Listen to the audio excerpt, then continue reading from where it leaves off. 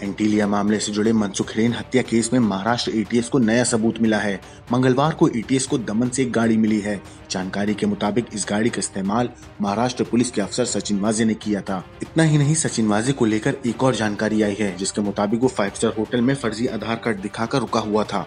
Hotel के CCTV footage में देखा जा सकता है कि सचिन वाजे 5 बड़े बड़े बैग लेकर होटल के रिसेप्शन पर पहुंचा था। इसी होटल की एक दूसरी सीसीटीवी की तस्वीर में सचिन वाजे के साथ एक महिला नजर आती है। महिला के हाथ में नोट गिनने की मशीन दिखाई देती है। इस महिला से सचिन वाजे का क्या रिश्ता है, फिलहाल एनआईए पता लगा रही है, पर एनआईए को शक है कि उन 5 बड़े बैगों में कैश के अलावा जिलेटिन की छड़ें थीं। दिल्ली के द्वारका में सेना के पूर्व जवान की घर में घुसकर हत्या कर दी गई। हत्यारे बाइक पर आए थे और उन्होंने पूर्व फौजी के ऊपर गोलियां चला दी। इससे उनकी मौत हो गई। इस मामले में पुलिस को एक सीसीटीवी फुटेज हाथ लगा है। इसके बिना पर अब आरोपियों की तलाश की जा रही है। मामला दिल्ली के जाफरपुर इलाके का है। यहाँ सेना के पूर्व जवान मुकेश अपने घर के आंगन में बैठे थे, तभी बदमाश बाइक पर सवार होकर आए और मुकेश के घर में घुसकर ताबड़तोड़ फायरिंग शुरू कर दी। इससे मौके पर ही मुकेश की मौत हो गई। वारदात अंजाम देने के बाद दोनों बदमाश मौके से फरार हो गए। मुकेश की उम्र 45 साल थी और आर्मी से रिटायर होने के बाद वो सरकारी नौकरी की तलाश में थे।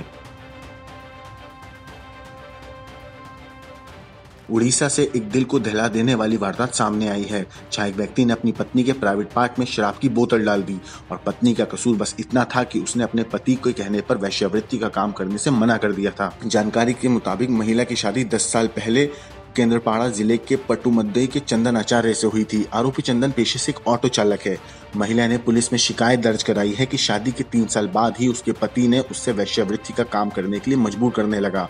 पत्नी का कहना है कि पिछले 7 सालों से पैसे के लिए उसका पति उसके लिए ग्राहक लेकर वेश्यावृत्ति का काम कराता था, जिसे वो अपने घर से ही संचालित कर रहा था। पीड़ित महिला का कहना है कि जब उसने वेश्यावृत्ति के काम का विरोध किया और इस रैकेट का हिस्सा बनने से इनकार कर दिया, इससे भड़क कर उसके पति ने महिला की कई बार पिटाई की।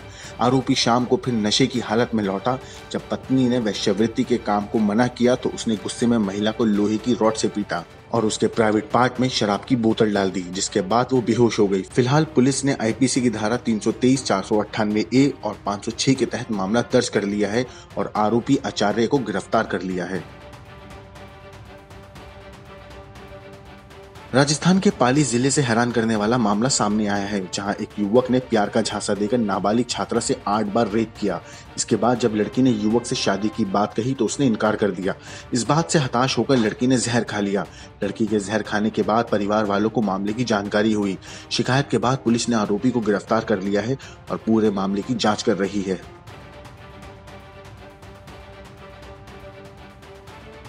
जंग का मैदान जैसा दिख रहा ये नजारा है थाईलैंड की राजधानी बैंकॉक का, जहां पिछले 5 महीने से जारी सरकार विरोधी प्रदर्शन चरम पर पहुंच गया है।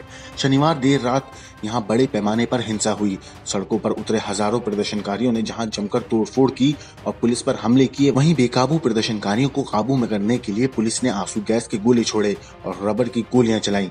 ये प्रदर्शनकारी देश का नया संविधान बनाने और आम चुनाव कराए जाने की मांग पर अड़े हुए हैं। साथ ही प्रदर्शनकारी प्रधानमंत्री प्रयुत चान-ओ-चा के इस्तीफे की मांग कर रहे हैं। स्थानीय मीडिया के मुताबिक इस प्रदर्शन पर पड़ोसी देश म्यांमार में हो रहे भारी विरोध प्रदर्शन का भी असर पड़ा है। म्यांमार और थाईलैंड में करीब करीब एक जैसे ही हालात हो गए हैं। इन खबरों को विस्तार से क्राइम तक पर देखिए। ब्यूरो रिपोर्ट, क्राइम तक।